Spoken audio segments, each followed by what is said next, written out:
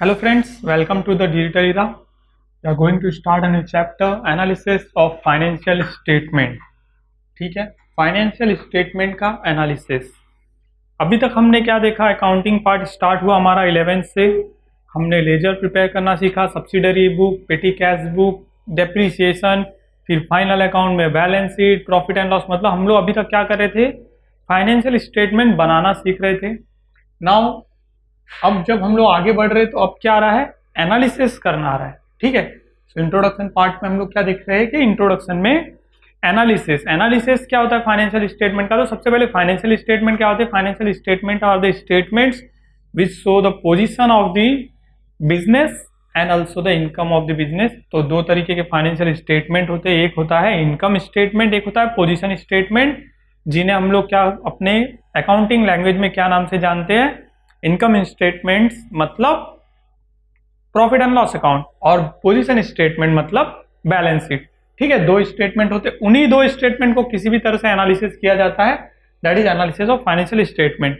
ठीक है, तो अब तक तो फाइनेंशियल स्टेटमेंट रेडी कर रहे, तो फिर एनालिसिस की जरूरत क्यों है, what is the need for analysis of financial statement, क्यों ऐसी क्यों जरूरत आ रही है कि हम लोग एनालिसिस करें। तो इसका रीजन होता है कि फाइनेंशियल स्टेटमेंट को जब भी एनालिसिस करें तभी हमें पता चलेगा कि आने वाले नियर फ्यूचर में हमारा बिजनेस कितना ग्रो करेगा, आने वाले नियर फ्यूचर में हमारे बिजनेस के प्रॉफिट मार्जिन में क्या क्या चेंजेस होने वाले हैं, आने वाले नियर बिजनेस टाइम में किस तरह से कंपनी की इफिशियंसी बढ़ेगी तो क्या कंपनी के एसेट्स में भी ग्रोथ होगा। ये सारी चीजें इन डिटेल जब स्टडी हो जाती है, स्टडी करते हैं, तो उसे ही कहते हैं एनालिसिस ऑफ फाइनेंशियल स्टेटमेंट। ठीक है, मीनिंग में वेरी क्लियरली बताया है, जो 4 इंपॉर्टेंट पॉइंट्स है जो मैंने यहाँ पे क्लेरिफाई किए हैं, that is profitability, efficiency, solvency and growth. So financial report, जो कि फाइनेंशियल रिपोर्ट मतलब जो भी हमने प्रिपेयर किया है, profit and loss account, trading account, balance sheet, that is financial report. उस फाइनेंशियल रिपोर्ट को एनालिसिस करना किस बेसिस पे, on the basis of profitability के बेसिस पे कि क्या प्रॉफिट पिछले 2 साल से था, बैकएंड में भी हम लोग देखते हैं, और उस बेसिस पे हम लोग क्या करते हैं, फ्यूचर अपना विजुअलाइज करते हैं। ठीक है, इसके बाद आया इफिशियंसी वर्ड से यहाँ पर मतलब है इफिशियंसी ऑफ मैनेजमेंट।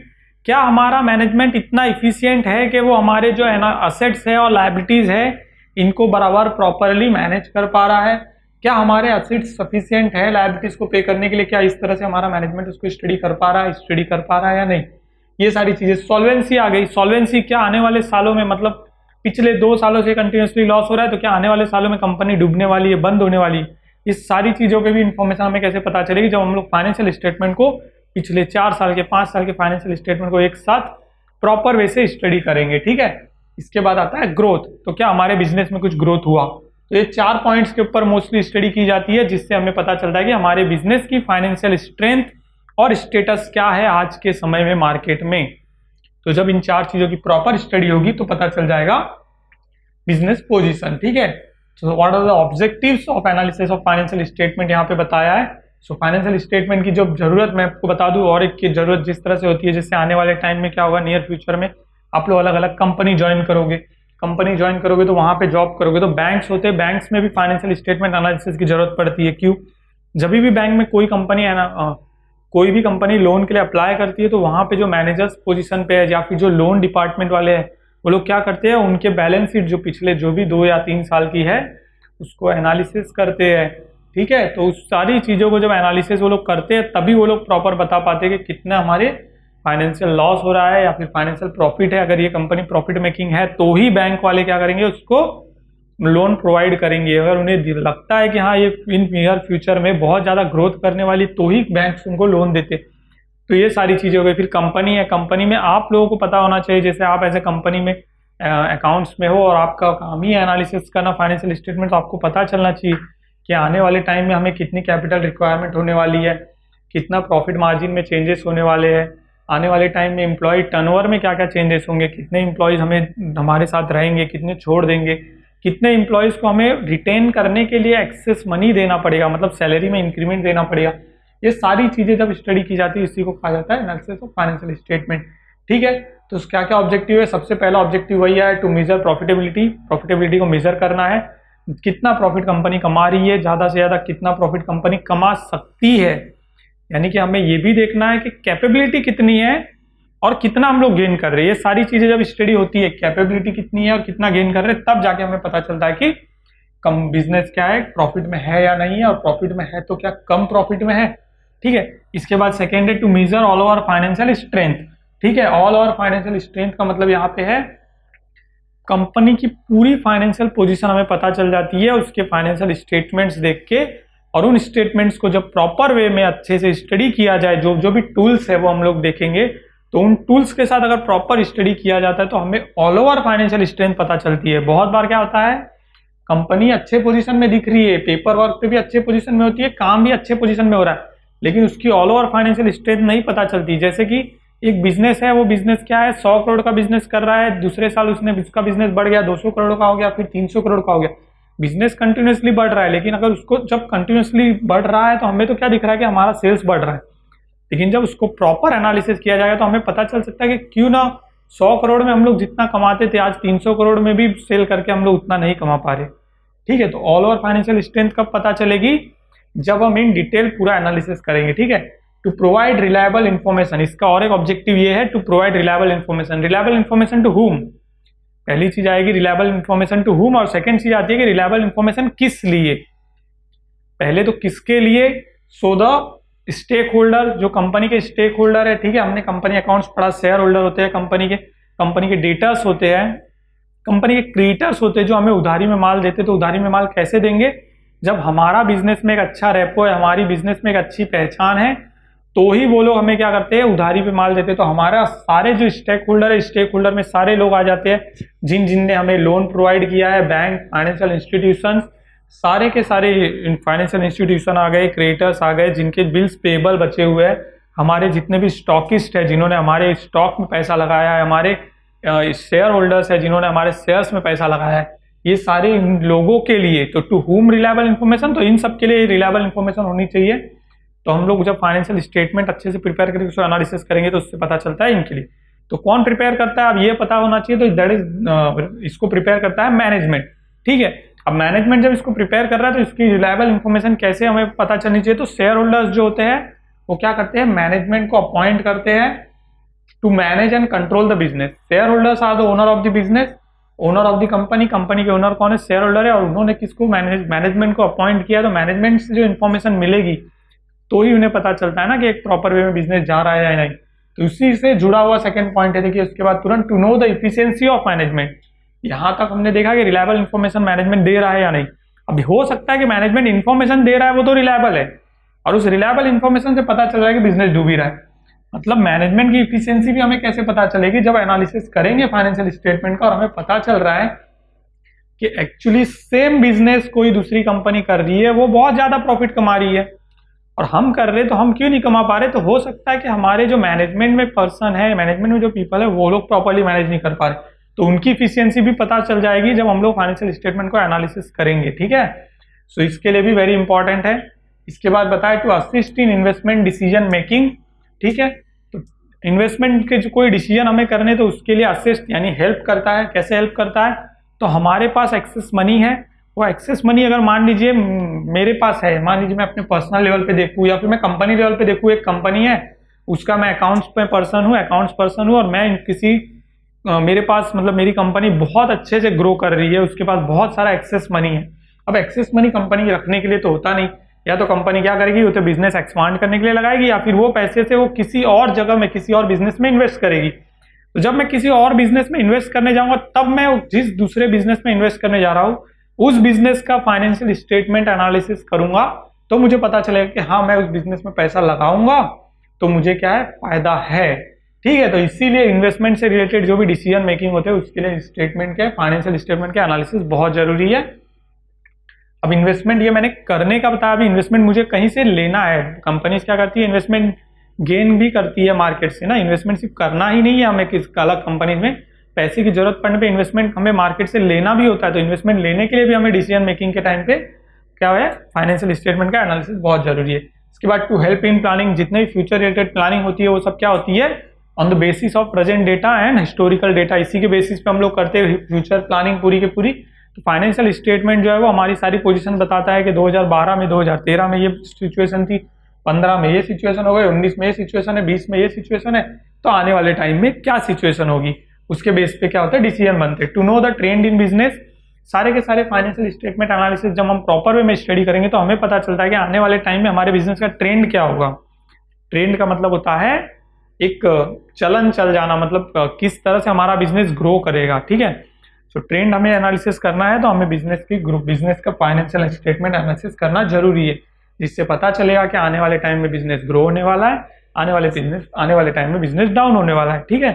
तो ये सारी चीजें क्या है, अभी तक फायदे वाली चीज, बेनिफिट सारे पता चल गए ऑब्जेक्टिव से ही हमें कि फाइनेंशियल स्टेटमेंट को एनालिसिस करने से क्या क्या हमें बेनिफिट्स है। अब गाइस देखिए, बेनिफिट्स होते हैं वहां पे जहां पे बेनिफिट्स होते हैं वहां पे क्या होता है, कुछ ना कुछ लिमिटेशंस भी होती है। अब यहाँ तो हमने देखा कि फाइनेंशियल स्टेटमेंट एनालिसिस तो बहुत अच्छी चीज है, जितना एनालिसिस करो उतना फायदा है हमारे लिए, लेकिन इसके लिए कुछ गड़बड़ वाली चीजें भी होती है जिसमें प्रॉब्लम्स भी होती है। जो इसकी लिमिटेशंस क्या है, सो वेरी फर्स्ट लिमिटेशन यहाँ पे मैं दिया है, दैट इज हिस्टोरिकल कॉस्ट। अब हिस्टोरिकल कॉस्ट क्या बोलता है कि पूरा का पूरा फाइनेंशियल स्टेटमेंट किसके ऊपर बेस्ड है, हिस्टोरिकल डेटा के ऊपर, ठीक है।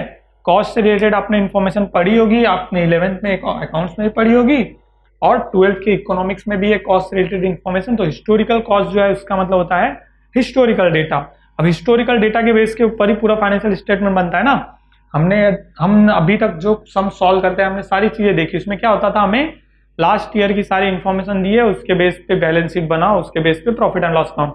मतलब हम लोग क्या कर रहे हैं, जो बैलेंस शीट और प्रॉफिट एंड लॉस बना रहे हैं वो लास्ट ईयर की इंफॉर्मेशन के बेस पे बना रहे, और हम लोग जो एनालिसिस करेंगे वो सारी लास्ट ईयर की और उससे भी प्रीवियस डेटा के ऊपर करेंगे। मतलब हम लोग करंट डेटा एंड फ्यूचर के एक्सपेक्टेशन के डेटा के ऊपर काम नहीं करते, हम क्या करते हैं, पूरा का पूरा काम किसके ऊपर करते हैं, हिस्टोरिकल डेटा के ऊपर करते हैं।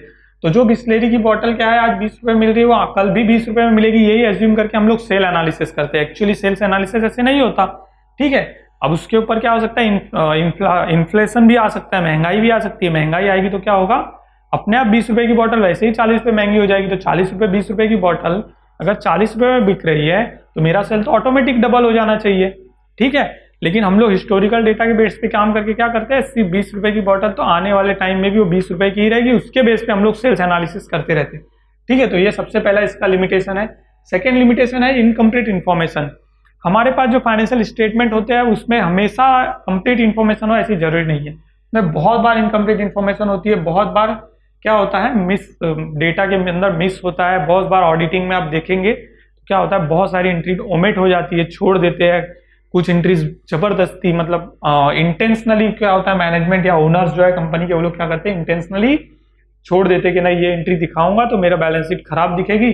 सो इनकम्प्लीट इन्फॉर्मेशन के बेस पे आप एनालिसिस करोगे तो एनालिसिस भी क्या होगा, इनकम्प्लीट होगा। तो ये इसका लिमिटेशन हो गया कि अगर हम लोग कोई इन्फॉर्मेशन ही हमारे पास गलत है और उस गलत इन्फॉर्मेशन के बेस पे हम लोग अगर कितना भी एनालिसिस करें तो हमारा जो रिजल्ट होगा वो क्या होगा, गलत ही होगा, ठीक है। इसके बाद आया ignores qualitative information. So guys सबसे बड़ा लिमिटेशन अगर हम लोग देखें एनालिसिस ऑफ फाइनेंशियल स्टेटमेंट, और अभी तक जितने फाइनेंशियल स्टेटमेंट से रिलेटेड जितने भी हमने पढ़े हैं, प्रॉफिट एंड लॉस हो जाए, इश्यू ऑफ शेयर से रिलेटेड, हर चीज में हमने क्या देखा है, सिर्फ क्वांटिटेटिव इन्फॉर्मेशन देखी है कि कितना पैसा आ रहा है, कितना अमाउंट जा रहा है, क्या कितने नंबर ऑफ शेयर्स हमने बेचे, कितने एक्सपेंसेस किए तो वो भी अमाउंट में।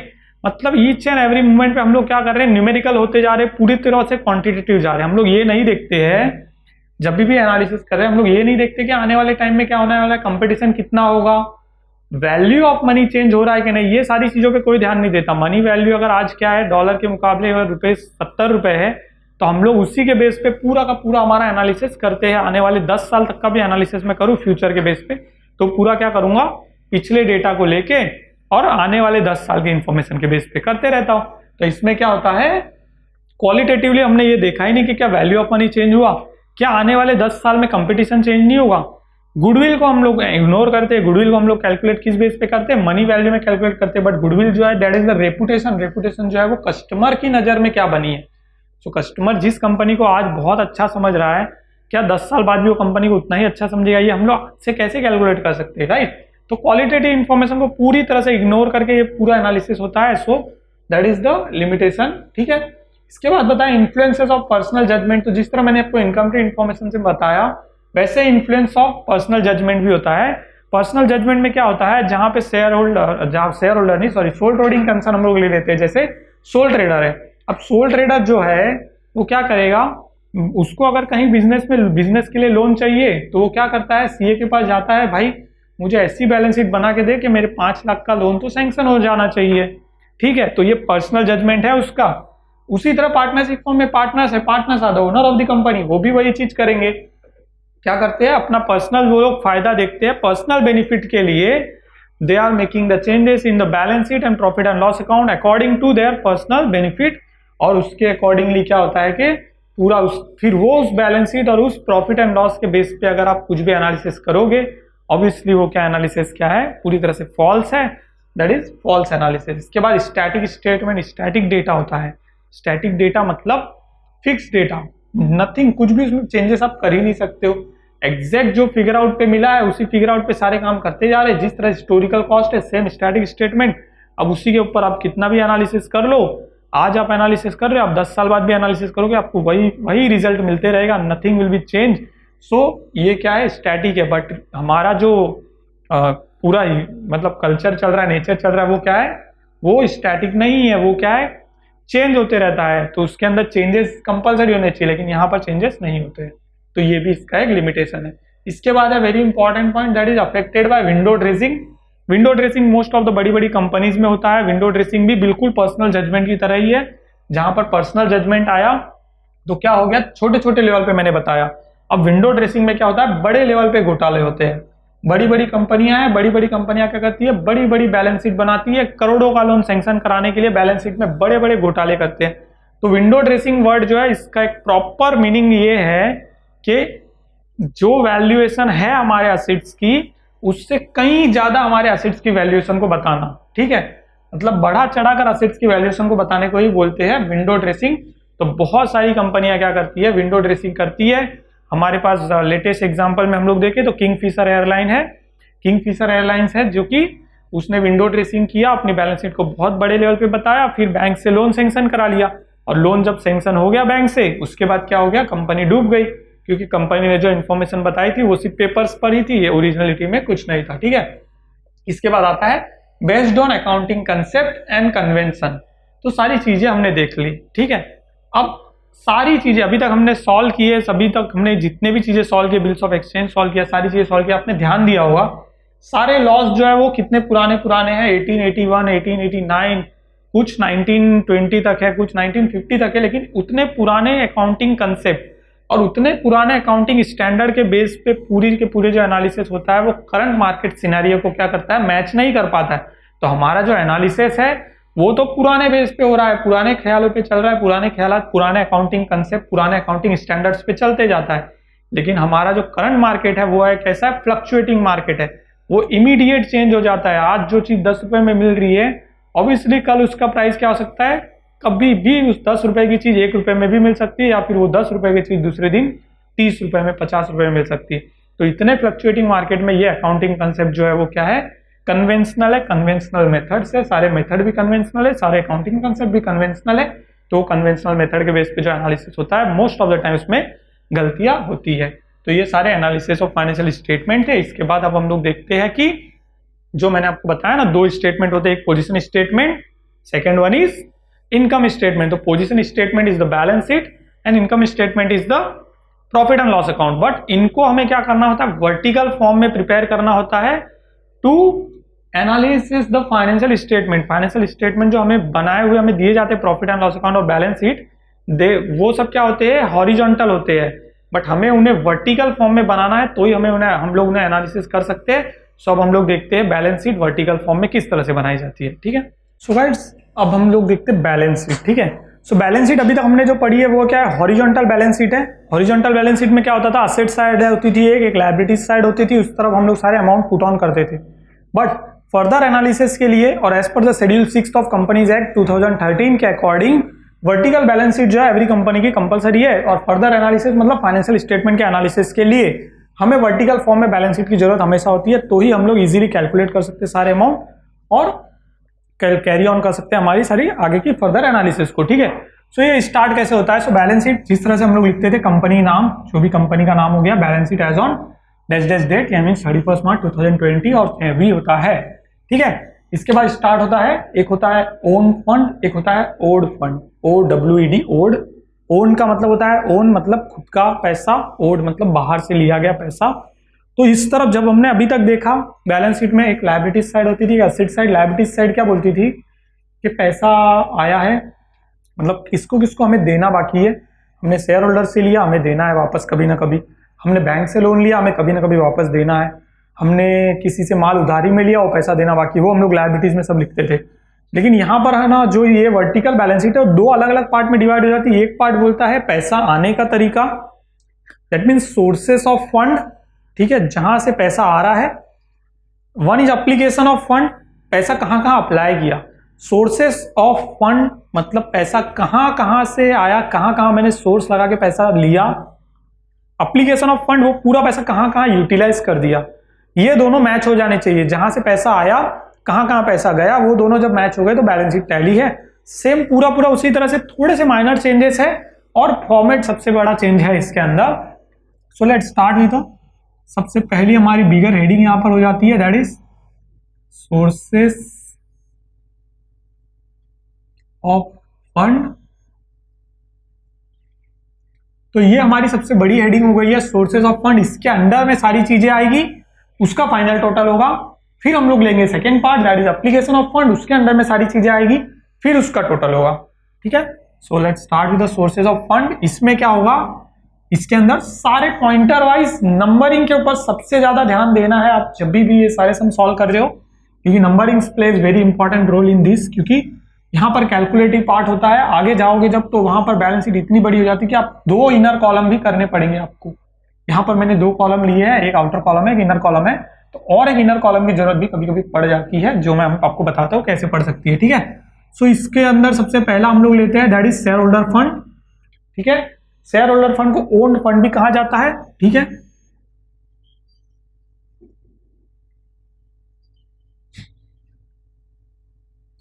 शेयर होल्डर फंड मतलब शेयर होल्डर से लिया गया पैसा, ठीक है।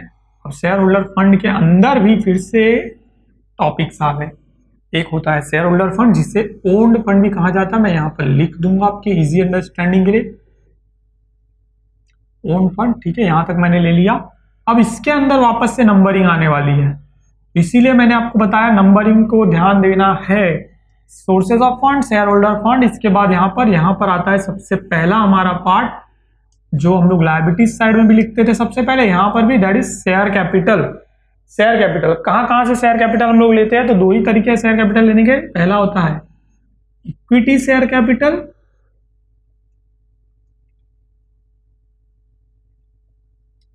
देन प्रेफरेंस शेयर कैपिटल, ठीक है।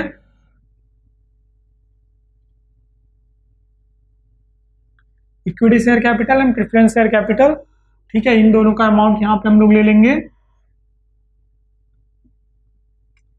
ये हो गया। इसके बाद आता है सेकेंड पार्ट, जो कि हम लोग लायबिलिटीज में लिखते थे, वो भी सेम वही है, रिजर्व्स एंड सरप्लस। सारे रिजर्व्स यहां पे लिखने एक साथ, यहां पे हम लोग लिखते हैं इस हेडिंग के अंदर, रिजर्व्स एंड सरप्लस। अब ये क्यों शेयर होल्डर का फंड है, क्योंकि शेयर होल्डर जब शेयर में पैसा लगाते हैं, फिर बिजनेस कैरी ऑन होता है, तो बिजनेस का जो प्रॉफिट होता है, वो प्रॉफिट के हकदार कौन होते हैं, शेयर होल्डर। लेकिन उसमें से स्पेसिफिक पार्ट हम लोग रिजर्व में ट्रांसफर कर देते हैं, तो वो भी शेयर होल्डर फंड का पार्ट हो जाता है। इसके अंदर क्या क्या रिजर्व हम लोग लेते हैं, तो हम लोग सारे रिजर्व इसमें लेते हैं, चाहे वो जनरल रिजर्व हो, चाहे वो कैपिटल रिजर्व हो, जितने भी रिजर्व है सारे रिजर्व हमें ट्रांसफर करने हैं। प्रॉफिट एंड लॉस अकाउंट का क्रेडिट बैलेंस जो होता है, वो भी, मतलब जो प्रॉफिट का पार्ट है, वो भी सारी चीजें यहाँ पे ट्रांसफर करते हैं, ठीक है। इन सब का अमाउंट भी हम लोग यहाँ पे ले लेते हैं। तो इस तरह से ये हो गया, और ये ऐड होते जा रहा है इसके अंदर, ये चीजें ऐड हुई है। और फाइनली यहाँ पर एक अमाउंट आता है, दैट इज लेस। अब लेस क्या होंगे, वो एक इंपॉर्टेंट नई चीज है, क्योंकि वो हमारी बैलेंस शीट में पहले असेट साइड हम लोग दिखाते थे, लेकिन यहां पर लेंगे, यहां शेयर होल्डर फंड में से माइनस करेंगे, और वो होता है फिक्टिशियस असेट्स। मैंने आपको पहले ही बताया फिक्टिशियस असेट्स क्या होता है। तो फिक्टिशियस असेट्स वो असेट्स होते हैं जो असेट्स हमारे लिए असेट्स नहीं, एक्चुअली लायबिलिटी होते हैं, लेकिन हम लोग उसको असेट्स लेते हैं। जैसे जो discount on issue of shares जो लास्ट चैप्टर में हमने पढ़ा, वो भी फिक्टिशियस असेट्स है। एडवर्टाइजिंग एक्सपेंसेस होती है जो 4-4 साल 5-5 साल की एडवांस में पे की हुई होती है, that is fictitious assets. Profit and loss account का डेबिट बैलेंस कभी कभी होता है, मतलब प्रॉफिट में नहीं लॉस में हमारी कंपनी है तो उसका जो डेबिट बैलेंस दिखता है, this all are fictitious assets जिन्हें हम लोग क्या करते हैं, लेस करते हैं यहां पर, ठीक है। तो हमें जो एक अमाउंट मिलता है, अमाउंटिंग फिगर जो बाहर डायरेक्ट पूरा मिलेगा, वो होगा हमारा शेयर होल्डर फंड, ठीक है। यहां पर ले लेता हूं मैं,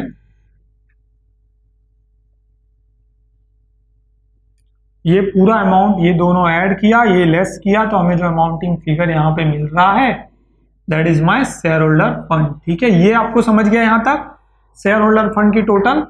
अब कहां से आई, तो आप आपके एक्सप्लेनेशन के लिए आप जस्ट एक बार लिख के रख सकते हो कि आपने 1 प्लस ये 2 प्लस नहीं माइनस है, 50 से असेट्स माइनस होने हैं, माइनस ये 3, इस तरह से आपको ये 50 से शेयर होल्डर फंड मिल गया है। और एल्स आप यहां से देखेंगे तो आपको समझ में भी आ रहा है। अब ए पार्ट था शेयर होल्डर फंड, जिसे ओन फंड भी कहा गया। सेकेंड पार्ट हो जाता है बी, और बी जो है वो ओड फंड है, जिसे हम लोग कहते हैं लोन फंड, बोरो फंड, ओड फंड कुछ भी कह सकते हैं। इजी अंडरस्टैंडिंग के लिए बोरोड फंड हम लोग ले लेते हैं, यहां पर बोरोड फंड हो गया, या फिर आप इसे कह सकते हैं ओड फंड। ये जो ओन्ड था ये ओड है, ओड मतलब किसी से लिया गया, और इसे अकाउंटिंग लैंग्वेज में एक और चीज कहा जाता है, वो है लोन फंड, ठीक है। तो ये 3 चीजें यहां पर आ गई। अब इसके वर्डिंग से ही आपको पता चल रहा है क्या है, मतलब कहीं से भी लोन लिया गया है, loan from any person, loan from any financial institution, loan from any bank, और यहां पर एक और जो इंपॉर्टेंट चीज आ जाती है, that are debentures. Debentures are also the secured loan, debentures भी सिक्योर्ड लोन है। सो सबसे पहले डिबेंचर ही ले लेते हैं हम लोग, डिबेंचर्स जो कि सिक्योर्ड लोन का पार्ट है। इसके बाद आ जाते हैं बैंक लोन और loan from any financial institution, इस तरह से आप लिख सकते हो।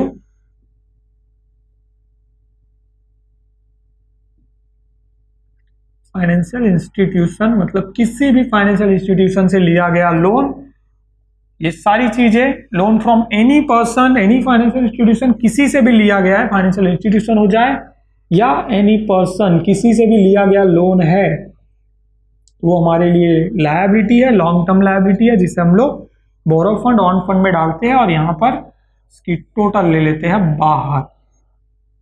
समझ में आ गया आपको? इसकी टोटलिंग में मैंने अलग से इसे ऐड करके नहीं बताया, क्योंकि बी बोरो फंड के अंदर और कोई स्पेसिफिक चीज नहीं है। कभी कभी इसे 2 अलग अलग पार्ट में डिवाइड किया जाता है, that is secured loan, unsecured loan, लेकिन आपके इसके अंदर ये चीजें इन डिटेल नहीं बताई गई है। इसे सिक्योर्ड लोन यानी जो सिक्योरिटी के अगेंस्ट है, अनसिक्योर्ड लोन यानी लोन फ्रॉम किसी पर्सन से लिया है, ऐसा, ठीक है। तो ये सारी चीजें जब ऐड करके यहां पर हम फाइनल टोटल करते हैं,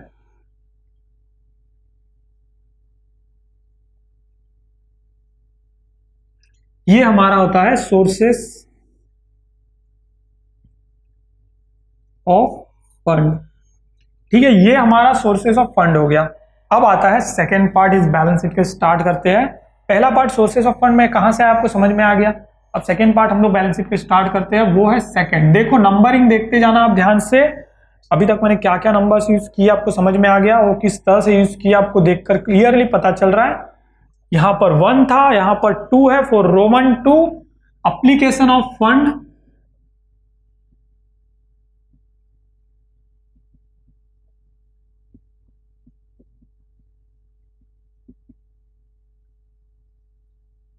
अब application of fund again divided into 3 different parts.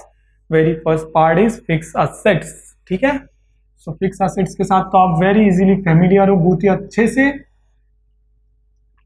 इसे इन डिटेल बैलेंस शीट जब भी बनानी होती है तो इसे इन डिटेल बैलेंस शीट भी कहा जाता है। फिक्स असेट्स में सारे फिक्स असेट्स आपको डालने हैं। फिक्स असेट्स क्या होते हैं आपको पता है, वो असेट्स जिनके ऊपर अमाउंट डेप्रिसिएशन चार्ज होता है, एप्रिसिएशन चार्ज होता है, जैसे land and building, plant and machinery, motor vehicle, delivery van, car and machinery, and again loose tools and goodwill, patent, copyright, trademarks, इस तरह से जो भी इंटेंजिबल असेट्स है वो भी फिक्स असेट्स होते हैं। सो फिक्स असेट्स भी 2 पार्ट में डिवाइड होता है, टेंजिबल और इंटेंजिबल, लेकिन आपके अभी तक पोर्शन के अंदर इसे इतना डिवाइड नहीं किया है। सो फिक्स असेट्स के अंदर आप सारे फिक्स असेट्स डाल दोगे। यहाँ पर मैं कुछ नाम डाल देता हूँ आपके अंडरस्टैंडिंग के लिए। लैंड एंड बिल्डिंग जैसे मैं ले लूँ, सबसे बड़ा असेट्स होता है हमारा। Plant and machinery, furniture and fixture, then comes furniture हो गया, fixture, computer, accessories, this all things. हाँ, तो सारी चीजें फिक्स असेट्स हैं, इनका टोटलिंग बाहर ले लेते हैं हम लोग, that is fix assets, nothing else. So fix assets के टोटल हमें मिल गई। अब सेकेंड पार्ट होता है that is B for investment. यहां पर गाइस इन्वेस्टमेंट के लिए स्पेसिफिक यहां पर आपकी बैलेंस शीट में प्लेस होता है, और इन्वेस्टमेंट यहां पर जो आया है that is nothing but long term investment. Long term investment मतलब लॉन्ग टर्म के लिए यूज होने वाला इन्वेस्टमेंट ही सिर्फ आप यहां पर लोगे, ठीक है। सो यहां पर स्पेसिफिकली मैं मेंशन कर लेता हूं आपके अंडरस्टैंडिंग के लिए, लॉन्ग टर्म, ठीक है। शॉर्ट टर्म इन्वेस्टमेंट आया तो वो यहां पर नहीं आएगा, उसके लिए और अलग से प्लेस है जो मैं आपको इन डिटेल अभी बताने जा रहा हूं, ठीक है। तो बी इन्वेस्टमेंट हो गया, इन्वेस्टमेंट के अंदर सारी प्लेस जो भी है वो डायरेक्ट बाहर आ गए। And last one but very important thing of this balance sheet, जो कि सबसे ज्यादा इंपॉर्टेंट है और सबसे ज्यादा कैलकुलेटिव रोल प्ले करती है, वो है वर्किंग कैपिटल, ठीक है। सो वर्किंग कैपिटल आपके लिए सबसे ज्यादा इंपॉर्टेंट रोल प्ले करती है, और वर्किंग कैपिटल भी जो है वो अलग अलग पार्ट्स में डिवाइड है, ठीक है। सो वर्किंग कैपिटल अलग अलग पार्ट्स में डिवाइड है, जिसमें सबसे पहला पार्ट है यहाँ पे नंबरिंग्स आपने देखा था, तो उसी नंबरिंग्स को मैं फॉलो करता हूं। सी के बाद अब मैं पहला नंबर यहाँ पे ले लूंगा, that is for current assets.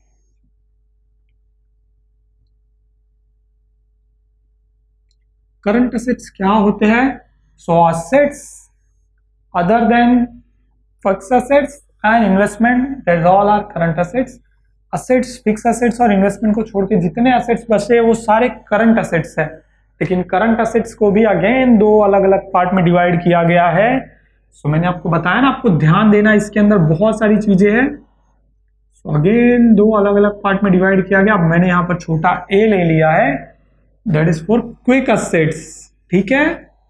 What is quick assets? Quick assets also known as liquid assets, assets which are easily convertible in cash, easily means बहुत ही easily कन्वर्ट हो जाए कैश में, that are known as quick assets। उसमें कौन है?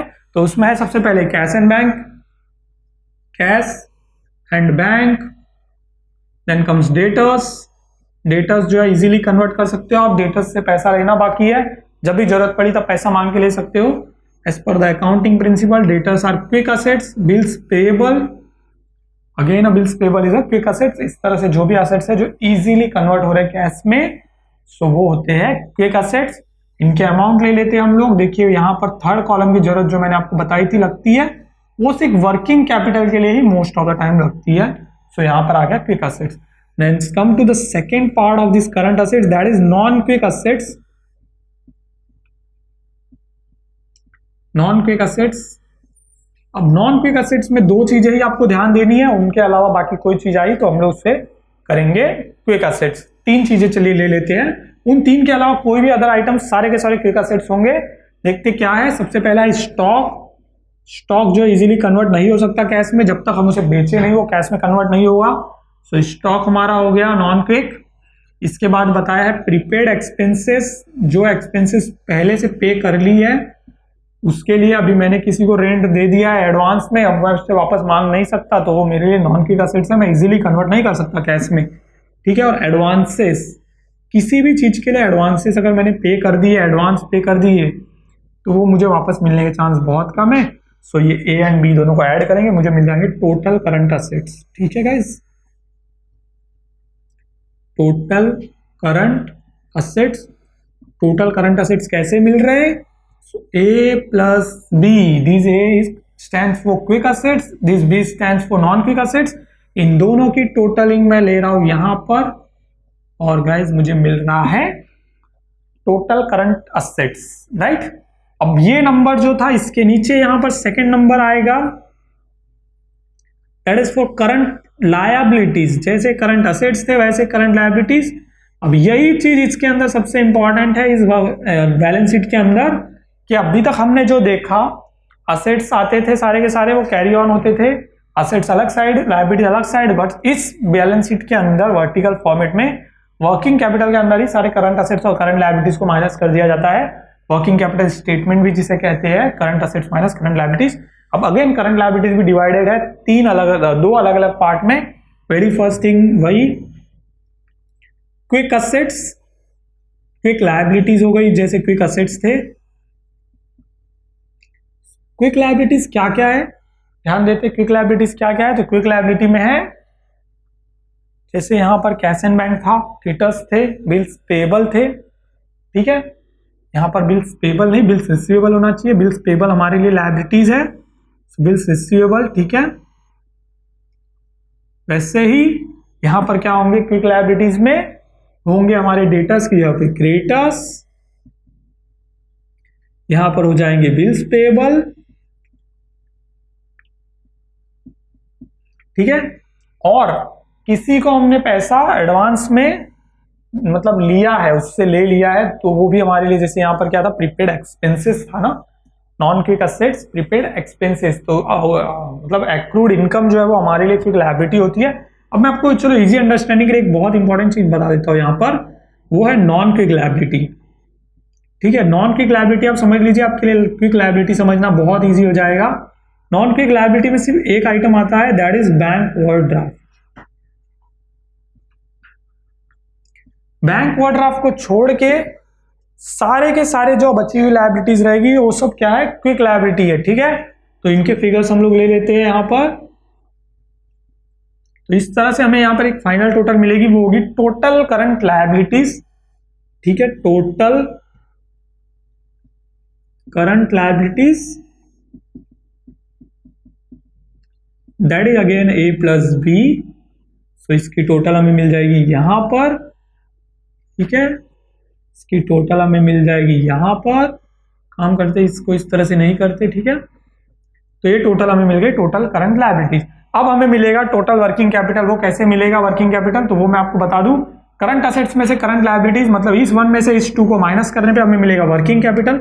तो यहां पर लिख देंगे टोटल वर्किंग कैपिटल। वो कैसे मिलेगा मुझे, तो मुझे ये वन जो है दैट इज क्या, हमारी करंट असेट्स, उसमें से करंट लायबिलिटीज को माइनस करेंगे तो हमें यहां पर एक अमाउंट मिलेगा आउटर कॉलम एकदम बाहर, दैट इज और टोटल वर्किंग कैपिटल। अब fix assets, investment and working capital, इन तीनों को जब ऐड ऑन करते हैं तो हमें यहां पर एक फिगर मिलेगा, दैट इज और एप्लीकेशन ऑफ फंड। इस टोटल को हम लोग बोलेंगे एप्लीकेशन ऑफ फंड। तो ये हमारी बैलेंस शीट है, वर्टिकल बैलेंस शीट जिसे कहा जाता है as per schedule 6 companies act 2013 के हिसाब से। और इसे वर्टिकल फॉर्मेट में हमें कंपलसरी करना ही होगा, हमें अगर एनालिसिस करना है फाइनेंशियल स्टेटमेंट का। तो ये सोर्सेज ऑफ फंड का जो अमाउंट है वो एप्लीकेशन ऑफ फंड से मैच होना चाहिए, टैली होना चाहिए, तो हमारी बैलेंस शीट ये ओके है, ठीक है। सो गाइस अभी हमने देखा बैलेंस शीट का फॉर्मेट, वर्टिकल फॉर्मेट। वैसे ही हमें इनकम स्टेटमेंट यानी प्रॉफिट एंड लॉस अकाउंट और trading and profit and loss account जो होता है उन दोनों को भी वर्टिकल फॉर्मेट में करना कंपलसरी है, तो ही हम लोग क्या कर सकते हैं, फाइनेंशियल स्टेटमेंट का एनालिसिस कर सकते हैं। सो उसका वर्टिकल फॉर्मेट हम लोग देख लेते हैं। सो यहाँ पर कंपनी का नाम डेजेस company limited, vertical income statement for the year ended, जिसे इनकम स्टेटमेंट बोला जाता है। ये स्टार्ट होता है with income part, okay. So ये भी थोड़ा सा एकदम अलग है, तो इस पे ध्यान देना है हमें। सबसे पहले इनकम पार्ट जैसे स्टार्ट होता है तो एक हेडिंग बन जाती है इनकम, पैसा कहाँ से आता है। सो ऑब्वियसली जब भी कोई भी बिजनेस है उसका पूरा का पूरा पैसा आता है सेल्स से, तो यहाँ पर आता है sales, that is nothing but the cross sales. इसमें से हम लोग माइनस करते हैं सेल्स रिटर्न, सेल्स का फिगर ले लिया इनर कॉलम में, सेल्स रिटर्न जो है माइनस करना है, हमें एक फिगर मिलेगा दैट इज नेट सेल्स। यहां से स्टार्ट होता है पूरा पूरा ये फॉर्मेट, वर्टिकल इनकम स्टेटमेंट का फॉर्मेट स्टार्ट होता है विद द सेल्स, ठीक है। सेल्स या सेल्स रिटर्न माइनस करने के बाद जो अमाउंट आया दैट इज नेट सेल्स। इसमें से हम लोग लेस करते हैं cost of goods sold, less cost of goods sold. इसे COGS भी कहा जाता है, COGS, cost of goods sold, ठीक है। अब इसके अंदर क्या क्या होता है वो देखते हैं हम लोग, ठीक है। तो COGS के अंदर क्या होता है, COGS के अंदर आता है सबसे पहले, कॉस्ट ऑफ गुड्स सोल्ड के अंदर सबसे पहले आता है opening stock, this opening stock for opening stock of raw material, जो रॉ मटेरियल हमारा होता है, ठीक है। सो ओपनिंग स्टॉक यहां पे आ जाता है सबसे पहले। तो कॉस्ट ऑफ गुड्स सोल्ड, इस गुड्स जो सोल्ड किया उसका कॉस्ट, उसे कॉस्ट का वर्ड यूज होता है मैन्युफैक्चरिंग पार्ट के लिए, और मैन्युफैक्चरिंग पार्ट मतलब ट्रेडिंग अकाउंट से रिलेटेड सारी इंफॉर्मेशन अभी कॉस्ट ऑफ गुड्स सोल्ड में आएगी। अब ट्रेडिंग अकाउंट से रिलेटेड क्या इंफॉर्मेशन आएगी तो मैं आपको बता देता हूं। सबसे पहले आएगी ओपनिंग स्टॉक, जो हम लोग ट्रेडिंग अकाउंट में सबसे पहले डालते हैं, और लास्ट में क्या डालते हैं, क्लोजिंग स्टॉक। तो लास्ट में क्लोजिंग स्टॉक आएगा। बीच में क्या डालेंगे, तो एक्सपेंसेस जो भी हो रहे हैं for the purchase of raw material, for the raw material जिसे यहां तक फैक्ट्री तक लाने को, तो सारी factory related expenses add on करते जाते हैं। जैसे मान लीजिए होता है परचेसेस, फिर होता है वेजेस, और यहां पर मैं लिख देता हूं फैक्ट्री एक्सपेंसेस। यहां पे फैक्ट्री एक्सपेंसेस से मतलब है जितनी भी फैक्ट्री से रिलेटेड एक्सपेंसेस होगी वो सारी के सारी चीजें यहां पर हमें लेनी है, ठीक है। सो ओपनिंग स्टॉक, उसमें परचेसेस ऐड किया, उसमें ये ऐड किया, उसमें फैक्ट्री एक्सपेंसेस मतलब कैरिज इनवर्ड आने दो, इंपोर्ट ड्यूटी आने दो, वर्कमैन कॉम्पेंसेशन सैलरी आने दो, फैक्ट्री इलेक्ट्रिसिटी, फैक्ट्री इंश्योरेंस, वो सारी फैक्ट्री से रिलेटेड एक्सपेंसेस जो भी हम लोग ट्रेडिंग अकाउंट के डेबिट साइड में डालते थे वो आ जाएगी यहाँ पे। और सारी चीजें डालने के बाद फाइनली हम लोग क्या करते हैं, क्लोजिंग स्टॉक को माइनस करते हैं। क्लोजिंग स्टॉक को माइनस करने के बाद हमें मिल जाता है कॉस्ट ऑफ गुड्स सोल्ड का अमाउंट, जो कि हम लोग ले लेते हैं यहां पर, ठीक है। तो इसे हम लोग बोलेंगे कॉस्ट ऑफ गुड्स सोल्ड। ये अमाउंट हमें मिल गया। अब हम लोग क्या करेंगे, यहां पे निकालेंगे ग्रॉस प्रॉफिट।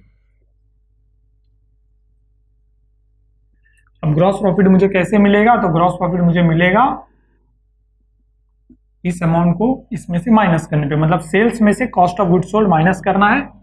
यहां पर लिख देता हूं मैं आपके लिए, सेल्स माइनस COGS क्या होता है वो बताया है मैंने पहले ही। तो ये हमें मिल गया gross profit, that is a part of और ट्रेडिंग अकाउंट। सो कुछ नहीं है, वर्टिकल इनकम स्टेटमेंट पहला पार्ट पूरा क्या हो गया, ट्रेडिंग अकाउंट, यहां तक कंप्लीट ग्रॉस प्रॉफिट आने तक। इसके बाद आता है प्रॉफिट एंड लॉस अकाउंट का पार्ट। तो profit and loss account part कहां से स्टार्ट होगा, with the less amount. Less क्या करना है हमें, so less we have to less operating expenses. Operating expenses divided into 3 different part. So numbering system पे जाएंगे। नंबरिंग सिस्टम पे मैंने 1 लिया, रोमन छोटा रोमन का M, छोटा रोमन का 1 लिया है। ऑपरेटिंग एक्सपेंसेस में सबसे पहले आता है एडमिनिस्ट्रेटिव एक्सपेंसेस। वर्डिंग से ज्यादा कुछ टेंशन वाली बात नहीं होनी चाहिए, डरने वाली भी बात नहीं है। एडमिनिस्ट्रेटिव एक्सपेंसेस मतलब ऑफिस रिलेटेड एक्सपेंसेस। मैंने आपको पहले भी बताया है कि ऑल द एक्सपेंसेस जो भी related to the office related, तो जो प्रॉफिट एंड लॉस अकाउंट में 3 एक्सपेंसेस आती है, ट्रेडिंग अकाउंट में 1 एक्सपेंस आती है, फैक्ट्री एक्सपेंसेस, पूरी फैक्ट्री से रिलेटेड ट्रेडिंग अकाउंट में। उसके बाद जो है प्रॉफिट एंड लॉस में क्या आता है, office related, selling and distribution से रिलेटेड, एंड फाइनेंशियल एक्सपेंसेस। तो वही तीनों एक्सपेंसेस यहां पे आ जाएगी। तो सेलिंग एक्सपेंसेस इसके बाद, और फाइनली आ जाते हैं फाइनेंशियल एक्सपेंसेस, ठीक है। अब एडमिनिस्ट्रेटिव एक्सपेंसेस में क्या रहेगा, ऑफिस रेंट, ऑफिस सैलरीज जो है अगर आया तो वो पूरा ऑफिस रिलेटेड एक्सपेंसेस है। सैलरीज होने दो, रेंट होने दो, electricity, postage and Telegram, telephone expenses, and other जो भी ऑफिस रिलेटेड, ऑफिस स्टेशनरी हो गया, प्रिंटिंग एंड स्टेशनरी हो गया, लीगल एक्सपेंसेस हो गए, सारी एक्सपेंसेस आ जाती है ऑफिस एक्सपेंसेस में। Then comes to selling expenses, salesman salary हो गई, ट्रेवलिंग एक्सपेंसेस हो गया, डिस्काउंट अलाउड हो जाता है, कैरीज आउटवर्ड हो गया, that is selling related expenses, delivery van expenses हो गया, डिप्रिसिएशन ऑन डिलीवरी वैन, ठीक है। ये सारी सेलिंग से रिलेटेड एक्सपेंसेस हो गई, सेल्स रिलेटेड एक्सपेंसेस हो गई। देन कम्स फाइनेंशियल एक्सपेंसेस, जिसमें हो जाता है बैंक चार्जेस या फिर हो सकता है बैंक का इंटरेस्ट, ठीक है। बैंक इंटरेस्ट और bank charges, that is financial expenses. ये दोनों को ऐड कर लेते तो हमें मिल जाता है टोटल ऑपरेटिंग एक्सपेंसेस। ये तीनों का अमाउंट मैंने ले लिया इनर कॉलम में। ये सारी एक्सपेंसेस हम लोग यहां लेते हैं तो टोटल ऑपरेटिंग एक्सपेंसेस हमें मिल जाती है, टोटल ऑपरेटिंग एक्सपेंसेस। तो इसका अमाउंट जो है टोटल, ये तीनों का टोटल करेंगे तो हमें मिल जाएगा यहाँ आउटर कॉलम में। ग्रॉस प्रॉफिट में से ये अमाउंट माइनस करते तो हमें मिलता है net operating profit before tax and depreciation. इस तरह से कहा जाता है फाइनेंशियल लैंग्वेज में कि net operating profit before tax and before depreciation, इस तरह से कहा जाता है। यहां पर हम लिखेंगे ऑपरेटिंग प्रॉफिट, इसे कहा जाता है ऑपरेटिंग प्रॉफिट, ठीक है। सो ये हमें ऑपरेटिंग प्रॉफिट यहां पर मिल गया। वो कैसे मिला है? तो मिला है gross profit GP, gross profit for GP, gross profit minus operating expenses. ठीक है, तो ये ऑपरेटिंग एक्सपेंसेस माइनस करने के बाद मुझे यहां पे मिल जाएगा ऑपरेटिंग प्रॉफिट। इसके बाद क्या करना है? इसके बाद दो चीजें होती है, एक होता है ऐड होता है नॉन ऑपरेटिंग इनकम। अब नॉन ऑपरेटिंग इनकम मतलब जो भी हमारा प्रॉफिट एंड लॉस अकाउंट है उसमें जो भी इनकम साइड यानी कि क्रेडिट साइड में प्रॉफिट एंड लॉस अकाउंट में जो भी चीजें है वो सारी की सारी नॉन ऑपरेटिंग इनकम में आ जाती है। जैसे क्या क्या है तो मैं बता दूं आपको, वो होता है discount receive, rent receive, interest receive, commission receive. इससे अलावा कोई 4 आइटम के अलावा कोई अदर आइटम्स नहीं आते हैं। अगर कोई भी स्पेसिफिक आइटम आता भी है तो all are non operating income. जितने भी प्रॉफिट एंड लॉस अकाउंट के क्रेडिट साइड में सब नॉन ऑपरेटिंग इनकम। और कुछ चीजें होती है जो नॉन ऑपरेटिंग एक्सपेंसेस होती है वो यहाँ पे लेस होती है। अब नॉन ऑपरेटिंग एक्सपेंसेस मतलब वो ऑपरेटिंग से, बिजनेस ऑपरेशन से रिलेटेड नहीं है। ठीक है, सो ऐसी कौन सी एक्सपेंसेस है? तो ऐसी एक्सपेंसेस है जिसे कहते हैं जैसे इंटरेस्ट पेड, वो इंटरेस्ट पेड किया किसी स्पेसिफिक रीजन के लिए तो वो क्या है? ऑपरेटिंग एक्सपेंसेस नहीं है, वो मतलब बिजनेस रिलेटेड एक्सपेंसेस नहीं है, तो वो नॉन ऑपरेटिंग एक्सपेंसेस है। उन दोनों को हम लोग ऐड लेस ये कर लेते हैं जब इस फिगर के अंदर एक को ऐड किया दूसरे को लेस किया तो हमें यहाँ एक फिगर मिलेगा। वो क्या रहेगा? वो रहेगा ऑपरेटिंग प्रॉफिट, मतलब नेट प्रॉफिट बिफोर टैक्स। इसे नेट प्रॉफिट अब कहेंगे हम लोग, नेट प्रॉफिट बिफोर टैक्स। ठीक है, ये हमें मिल गया नेट प्रॉफिट बिफोर टैक्स। इसमें से हम लोग क्या करते हैं? सिर्फ माइनस करते हैं टैक्स अमाउंट फिगर करेंगे इसके ऊपर जो नेट प्रॉफिट बिफोर टैक्स है। इसे NPBT भी कहा जाता है, NPBT net profit before tax के ऊपर हमें कैलकुलेट करना है। सो इसके ऊपर कैलकुलेट करेंगे टैक्स अमाउंट जो कि हम लोग माइनस करते हैं तो हमें मिलता है फाइनल अमाउंट। और ये हमारा फाइनल नेट प्रॉफिट होता है इस सम के अंदर। जब भी हम लोग वर्टिकल स्टेटमेंट बनाते हैं तो हमें मिलता है नेट प्रॉफिट आफ्टर टैक्स और हमें फाइनल फिगर मिल गया नेट प्रॉफिट आफ्टर टैक्स का यहाँ पर। सो इस तरह से वर्टिकल इनकम स्टेटमेंट बनता है जहां पर सबसे पहले सेल्स में से माइनस किया हमने सेल्स रिटर्न को तो मिल गया नेट सेल्स, उसमें से फैक्ट्री से रिलेटेड सारे एक्सपेंसेस, ओपनिंग स्टॉक मतलब ट्रेडिंग अकाउंट पूरा का पूरा यहाँ पर डाल दिया तो हमें मिल गया कॉस्ट ऑफ गुड्स सोल्ड, उसको लेस कर दिया जब सेल्स में से तो हमें मिल जाता है ग्रॉस प्रॉफिट। यानी यहां तक पूरा ट्रेडिंग अकाउंट की एंट्रीज कंप्लीट हो गई। इसके बाद आता है profit and loss account. Profit and loss account में जो भी एक्सपेंसेस है डेबिट साइड में उन्हें 3 अलग अलग पार्ट में डिवाइड किया गया। पहला एडमिनिस्ट्रेटिव एक्सपेंसेस जो कि ऑफिस से रिलेटेड जितने भी एक्सपेंसेस है, सेल्स से रिलेटेड जितने भी एक्सपेंसेस है उन्हें सेलिंग एक्सपेंसेस, फिर फाइनेंशियल एक्सपेंसेस होती है जो फाइनेंस से रिलेटेड मतलब बैंक इंटरेस्ट, बैंक चार्जेस, इसके अलावा कोई और 2 चीज के अलावा कोई और चीज नहीं होती तो वो हम लोग यहाँ पे ट्रांसफर कर देते तो उन दोनों को टोटल किया, टोटल ऑपरेटिंग एक्सपेंसेस। तो अब मिलता है उसको ग्रॉस प्रॉफिट से माइनस करने पर मिलेगा ऑपरेटिंग प्रॉफिट। उसमें से कुछ इंपॉर्टेंट आइटम्स को कभी कभी होते हैं non operating expenses and non operating income जिनको हम लोग ऐड और लेस करते हैं तो हमें मिल जाता है नेट प्रॉफिट बिफोर टैक्स, जो कि हमें अगर टैक्स फिगर नहीं दिया है सब में तो वही हमारा नेट प्रॉफिट हो जाएगा और अगर टैक्स का अमाउंट दिया है तो टैक्स अमाउंट माइनस करने के बाद हमें मिल जाता है नेट प्रॉफिट आफ्टर टैक्स, जिसे कहा जाता है NPAT net profit after tax. ठीक है, सो ये वर्टिकल इनकम स्टेटमेंट है। ये दोनों भी वर्टिकल इनकम स्टेटमेंट और वर्टिकल बैलेंस शीट हमें बनानी आनी चाहिए तो ही हम लोग फाइनेंशियल एनालिसिस कर सकते हैं स्टेटमेंट का। ठीक है, सो गाइस अब हम लोग देखते हैं very important topic, tools for financial statement analysis. So financial statement analysis करने के लिए क्या जरूरी था? सबसे इंपॉर्टेंट पार्ट कि हमें क्या करना था, बैलेंस शीट को वर्टिकल फॉर्म में और इनकम स्टेटमेंट मतलब प्रॉफिट एंड लॉस को वर्टिकल फॉर्म में कन्वर्ट करना जरूरी था तो ही हम लोग एनालिसिस कर पाते थे।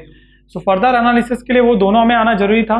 तो हमने वर्टिकल फॉर्म में कैसे बैलेंस शीट बनाते ये देख लिया और वर्टिकल फॉर्म में कैसे प्रॉफिट एंड लॉस अकाउंट बनाते ये हमने देख लिया। तो अब क्या क्या टूल्स है जिससे हम लोग क्या करेंगे, एनालिसिस करेंगे। यानी वर्टिकल फॉर्म में दोनों तो बन गए लेकिन एनालिसिस करने के लिए क्या होगा, कुछ मेथड्स होते हैं, कुछ टूल्स होते हैं जो अकाउंटिंग स्टैंडर्ड और अकाउंटिंग रूल्स के अकॉर्डिंगली होते हैं।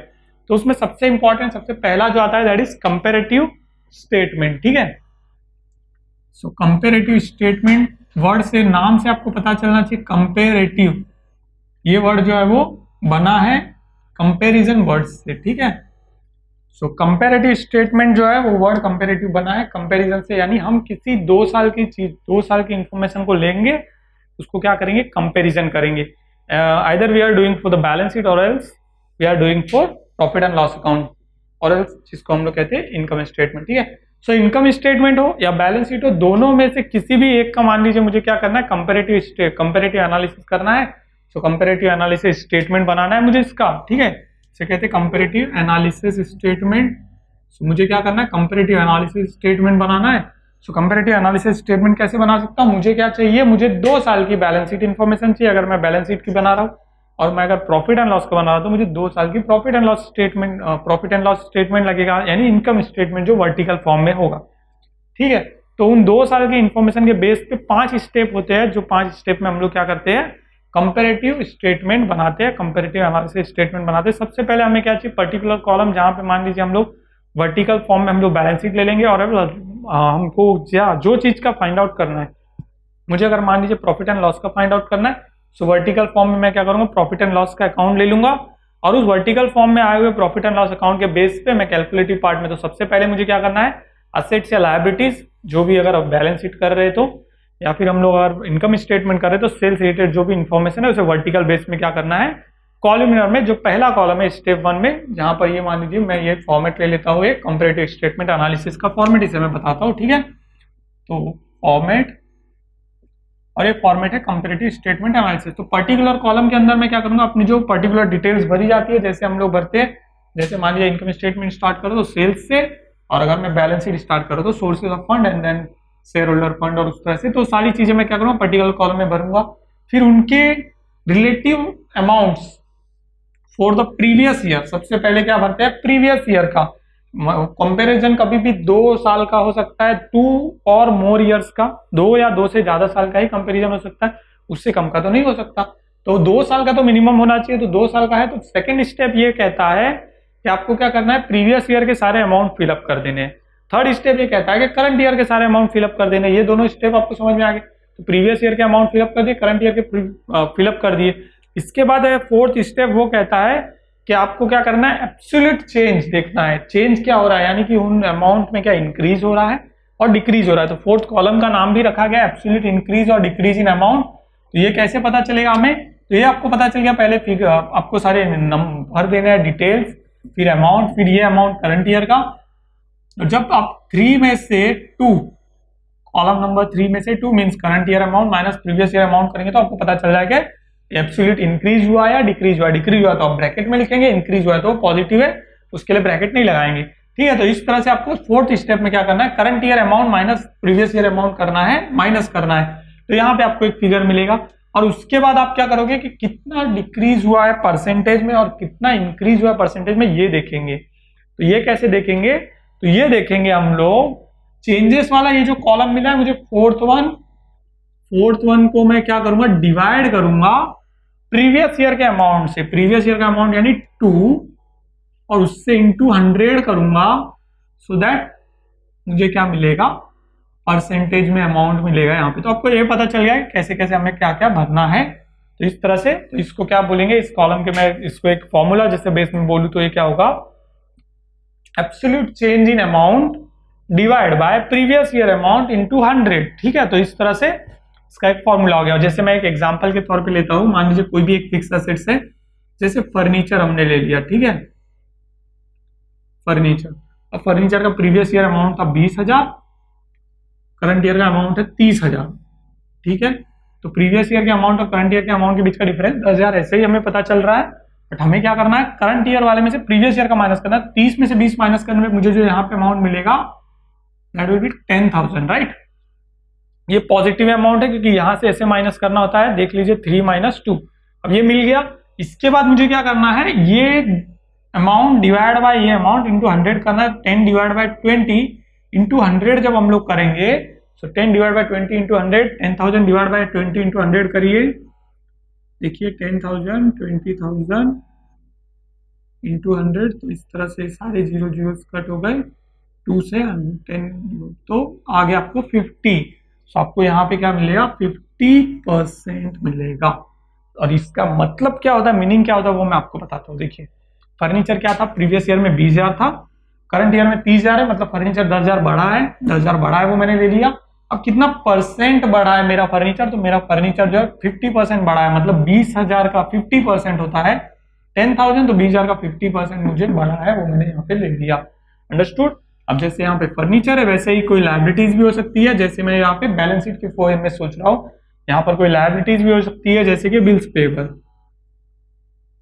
अब बिल्स पेबल भी 15,000 था, क्या हो गया 10,000 हो गया। अब कितना डिफरेंस है वो तो हमें पता चल गया कि डिफरेंस 5,000 है, वो हमें इजीली पता चल जाता है, लेकिन ये क्या नेगेटिव डिफरेंस है या पॉजिटिव डिफरेंस है ये हमें पता करना है। तो कैसे पता चलेगा, 3 - 2 मतलब 10 में से 15 माइनस करेंगे तो पता चल रहा है कि ये डिफरेंस जो है दैट इज नेगेटिव डिफरेंस। तो मैंने इसे ब्रैकेट कर दिया, ठीक है। अब ब्रैकेट कर दिया मैंने, तो इस तरह से ये पता चल गया हमें कि 5,000 क्या हो गया है, कम हुआ है हमारे बिल्स पेबल। अब बिल्स पेबल 5,000 कम हुए तो कितना परसेंट होता है ये, तो ये हम लोग कैलकुलेट करेंगे। 5,000 डिवाइड बाय 15,000 इंटू 100 करेंगे तो हमें मिलेगा 33.33%। सेम वैसे ही अदर्स जैसे इनकम स्टेटमेंट हो तो सेम वैसे इनकम स्टेटमेंट के लिए भी होगा। जैसे मान लीजिए सेल्स फिगर ले लेते हैं हम लोग, सेल्स फिगर है 2 लाख, अब हो गया ये करंट ईयर में हो गया 3 लाख, उसमें चेंजेस हुए 1 लाख, 1 लाख से बढ़ गया, तो 1 लाख से बढ़ा तो कितना सेल्स हमारा बढ़ा, 50% बढ़ा। इस तरह से कंपैरेटिव स्टेटमेंट इनकम स्टेटमेंट का भी बनता है। तो ये कंपैरेटिव स्टेटमेंट वेरी इजी है। अब देखते हैं सेकंड टूल क्या है।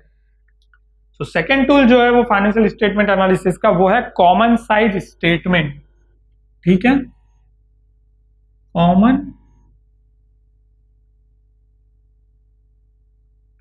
Size statement.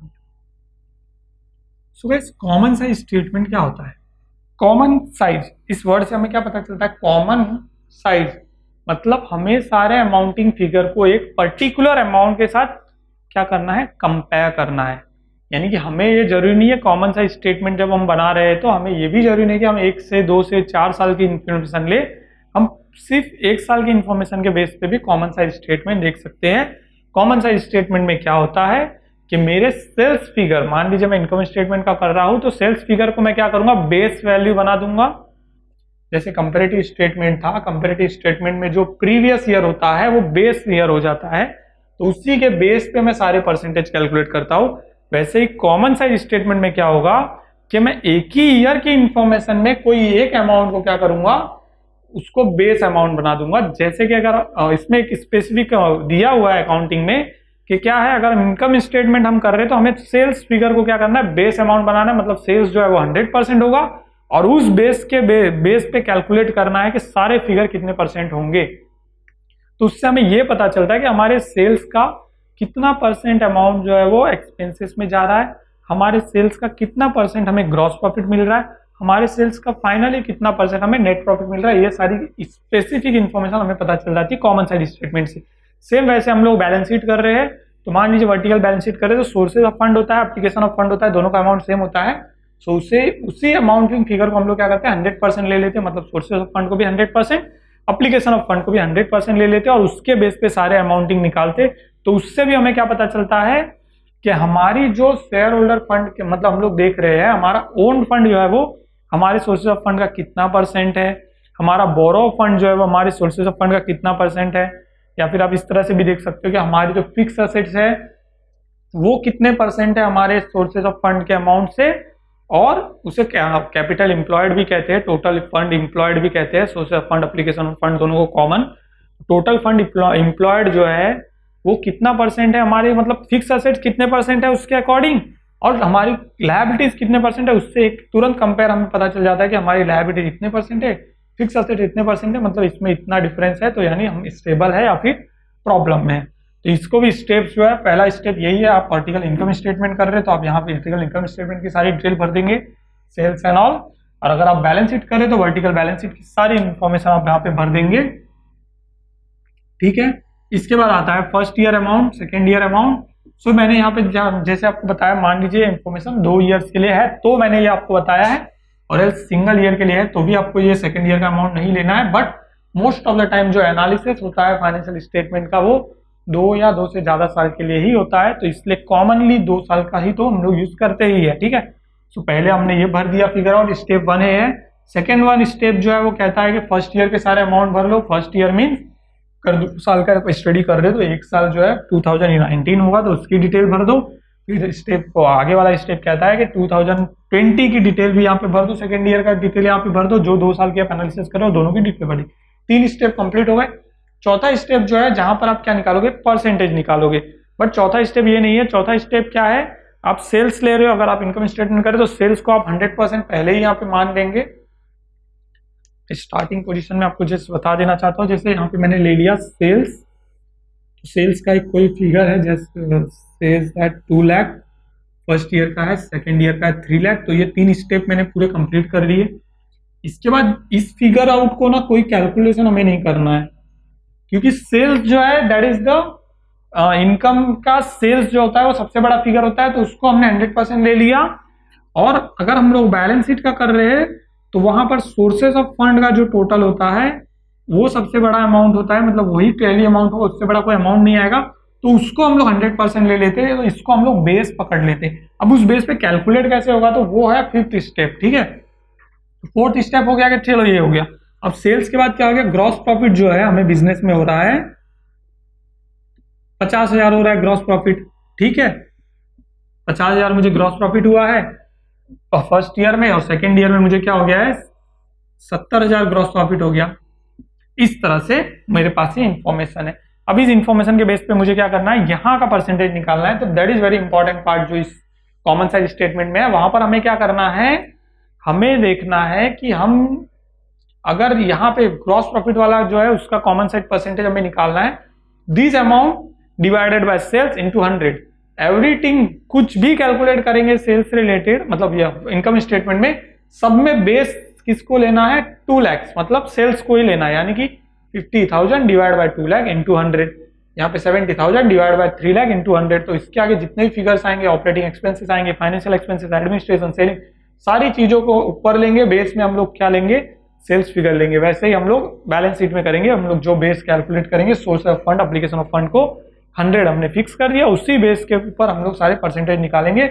जैसे यहाँ पर मैं निकालता हूँ, तो ग्रॉस प्रॉफिट का 50,000 डिवाइड बाय 2 लाख करते हैं और इंटू 100 करते हैं, तो हमें कितना मिलता है 25% मिलता है, ठीक है। ये 100% है तो 25% हो गया, ठीक है। वैसे ही अभी 70 डिवाइड बाय 3 लाख, इस तरह से हम लोग करते हैं। 70 डिवाइड बाय 3 लाख इंटू 100 करते हैं, तो इसमें क्या होगा देखते, कैलकुलेट करके हम लोग देखते हैं, ठीक है।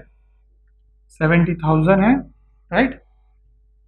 सो यहाँ पे 1 2 3 1 2 3, सो 3 to 3 20 just 60, so it will be 23 point something percent होता है, 23.66% और समथिंग। सो इस कैलकुलेशन को आप देखेंगे जब, तब आपको समझ में आएगा कि इसका यूज क्या है कॉमन साइज स्टेटमेंट का। अब मैं आपको बताता हूँ इसका यूज क्या है। देखिए मैंने 2 ईयर की इन्फॉर्मेशन ले ली थी, एनालिसिस कभी करते 2 या ज्यादा साल का करते हैं। अब ये देखिए 2 ईयर की इन्फॉर्मेशन है, तो यहाँ पे मैं इजीली समझ पा रहा हूँ कि फर्स्ट ईयर में प्रॉफिट मुझे क्या था 25% हुआ, लेकिन सेकंड ईयर में मेरा ग्रॉस प्रॉफिट परसेंटेज क्या हो गया 23% ही है, मतलब मेरा परसेंटेज डाउन हुआ है। तो इस तरह से कॉमन साइज का यूज किया जाता है अकाउंटिंग में। And the last one is the tool for financial statement analysis, that is cash flow statement, जिसमें हम लोग देखते हैं कि किस तरह से हमारा कैश फ्लो हो रहा है, इनफ्लो एंड आउटफ्लो हो रहा है बिजनेस में।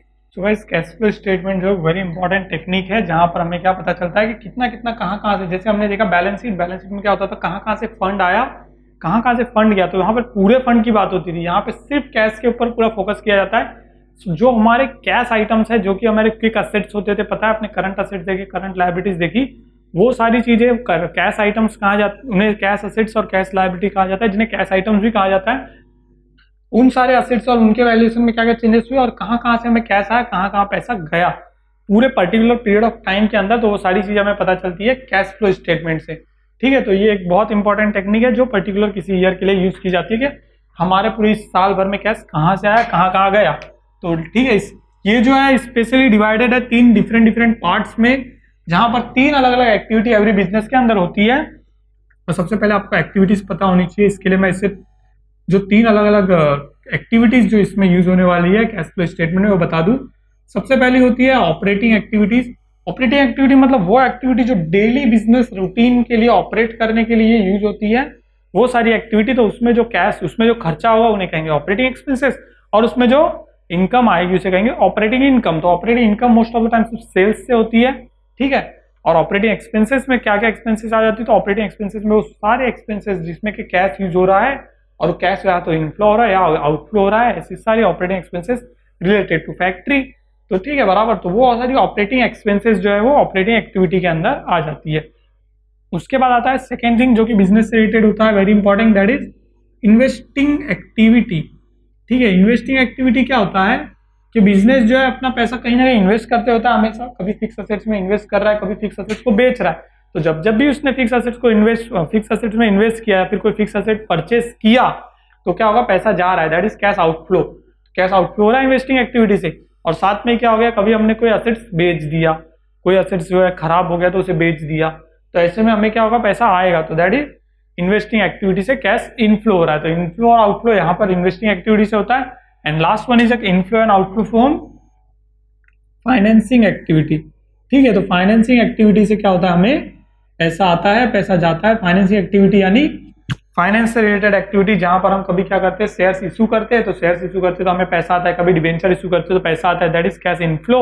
और साथ में कभी इंटरेस्ट पेड किया, डिविडेंड पेड किया, तो जो शेयर्स इशू किए उसके बदले में डिविडेंड पेड किया ना, तो उससे क्या हो रहा है, कैश आउटफ्लो हो रहा है। और कभी कभी क्या होता है, शेयर्स रिडम्पशन होता है, शेयर्स री इशू भी होता है, फॉरफीचर होता है, वो सारी चीजों से क्या होता है, इनफ्लो होता है, आउटफ्लो होता है कैश। तो वो सारी इनफ्लो और आउटफ्लो इन तीन ही एक्टिविटी से बिजनेस में हमेशा होता है। उसी चीज के अकॉर्डिंगली पूरा हमें कैश फ्लो पता चल जाता है कि हमारा जो है कैश कहाँ कहाँ यूज हुआ है पूरे साल भर में, और किस एक्टिविटी पे बहुत ज्यादा यूज हुआ है, किस एक्टिविटी पे कम यूज हुआ है। ठीक है, तो ये स्टार्ट होता है cash flow from operating activities. ठीक है,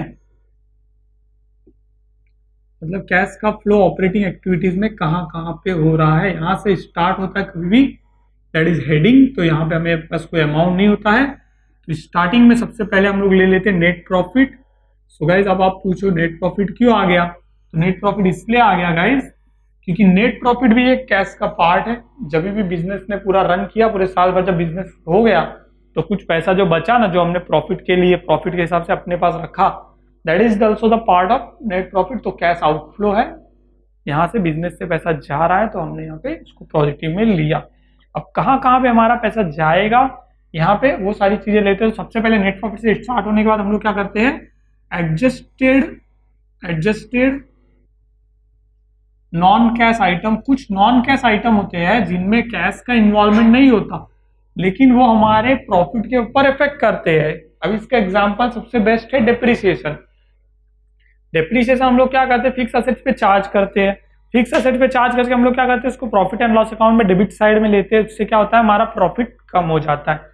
तो ऐसे जो भी आइटम्स है जो हम लोग चार्ज करते हैं, बट उसके लिए स्पेसिफिक हमने क्या डेप्रिसिएशन के लिए कुछ अमाउंट पे किया, नहीं पे किया, हमने कोई अमाउंट पे नहीं किया, लेकिन उससे क्या हो गया, हमारा अमाउंट कम पड़ गया। तो ऐसे जो डेप्रिसिएशन चार्ज होता है उसको हम लोग क्या करते हैं, उससे हमारा प्रॉफिट कम हुआ तो हम लोग उससे प्रॉफिट में यहाँ पे ऐड करते जाते हैं, जिससे हमारा कैश पूरा फ्लो बराबर हो। सबसे पहले डेप्रिसिएशन, जिसको हमने क्या किया था, प्रॉफिट में से पहले माइनस किया था, तो अभी वापस से ऐड करना पड़ेगा।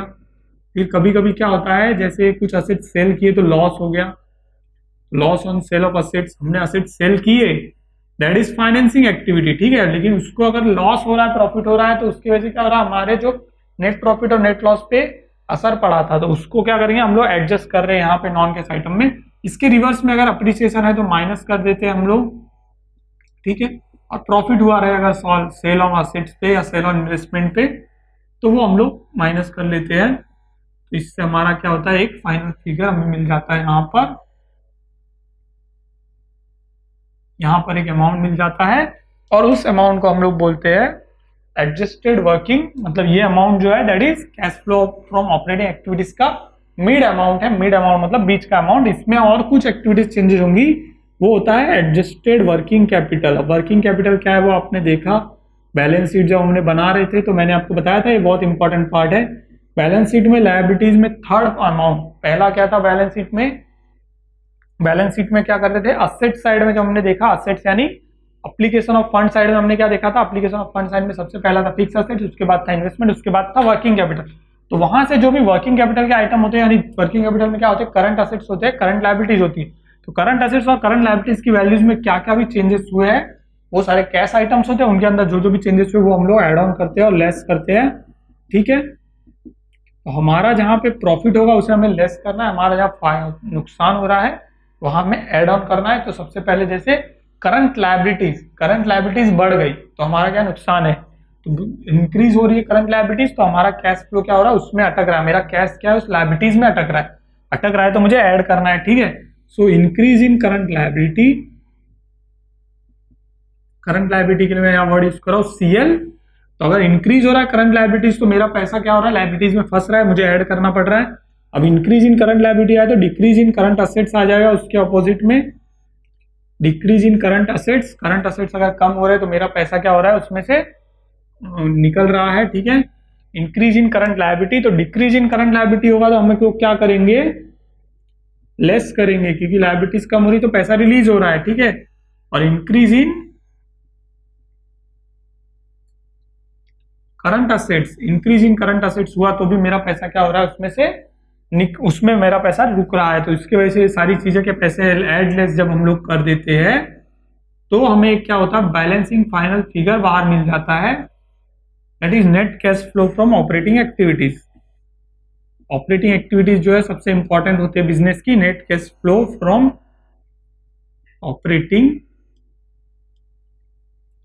एक्टिविटी, ठीक है। तो इस तरह से क्या हो गया, मेरा कैश जो है आउटफ्लो में से ऑपरेटिंग एक्टिविटीज से इतना आया। अब मैं क्या करूंगा, cash flow from second number यहाँ पे ले लेता हूँ, इसे मान लीजिए मैंने पहला नंबर लिया, ठीक है। तो सेकेंड नंबर हो गया कैश फ्लो फ्रॉम, अब हमारी सेकेंड एक्टिविटी है इन्वेस्टिंग एक्टिविटी, ठीक है। तो एक्टिविटीज क्या क्या है वो मैंने आपको यहाँ पे एक्सप्लेन की। इन्वेस्टिंग एक्टिविटीज में क्या क्या होता है, हमने कहीं बिजनेस में इन्वेस्ट किया है, मतलब हमने अगर कुछ इन्वेस्टमेंट किया है तो, या फिर हमने कोई फिक्स एसेट्स खरीदा है तो वो चीजें हम लोग क्या करेंगे, ठीक है, ऐड करते जाते हैं। और हमने अगर कोई मतलब कोई एसेट सेल किया है, ठीक है, और कोई एसेट से हमें पैसा आया है तो वो हम लोग क्या करेंगे, एसेट्स को सेल किया है तो क्या हुआ, पैसा आया है तो ऐड करते जाएंगे लेस, और अगर हमने कोई एसेट्स परचेस किया है तो लेस करते जाएंगे। इस तरह से कहाँ पे कैश इनफ्लो हो रहा है उससे ऐसे ऐड करते जाना है, जहां जहां कैश आउटफ्लो हो रहा है उससे माइनस करते जाना है।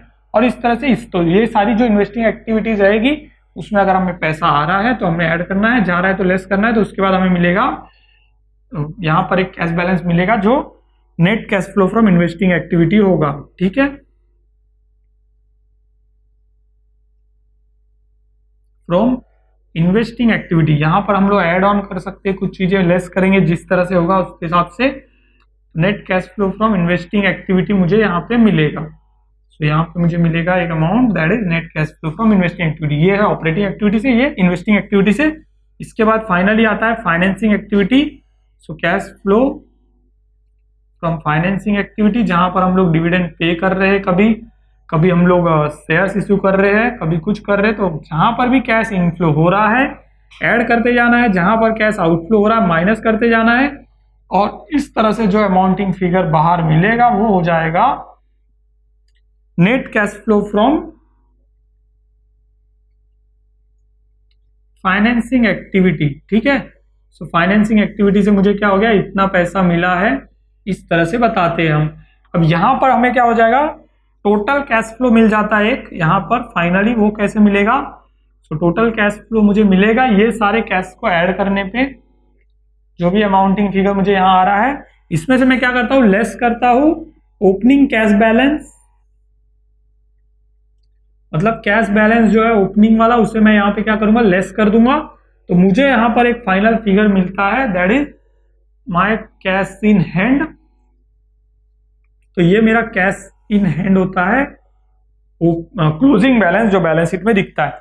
मतलब मेरा क्लोजिंग बैलेंस यहाँ पे जो मिलेगा अगर वो सही है, यानी मेरे पूरी कैश फ्लो जो हुआ है बिजनेस में वो पूरा मैंने सही से इंटर कर दिया और उसके ट्रांजेक्शन पूरे मुझे समझ गए, ठीक है। तो कैश फ्लो से सबसे ज्यादा फायदा यही है कि हमें एक्चुअली ऑपरेटिंग एक्टिविटीज में कितना पैसा जा रहा है, हमारी फाइनेंसिंग एक्टिविटी में कितना पैसा जा रहा है, हमारी इन्वेस्टिंग एक्टिविटी में कितना पैसा जा रहा है, और उन सारी जगह से कितना पैसा हमें रिवर्स में आ रहा है, वो सारी चीजें इन डिटेल पता चलती है।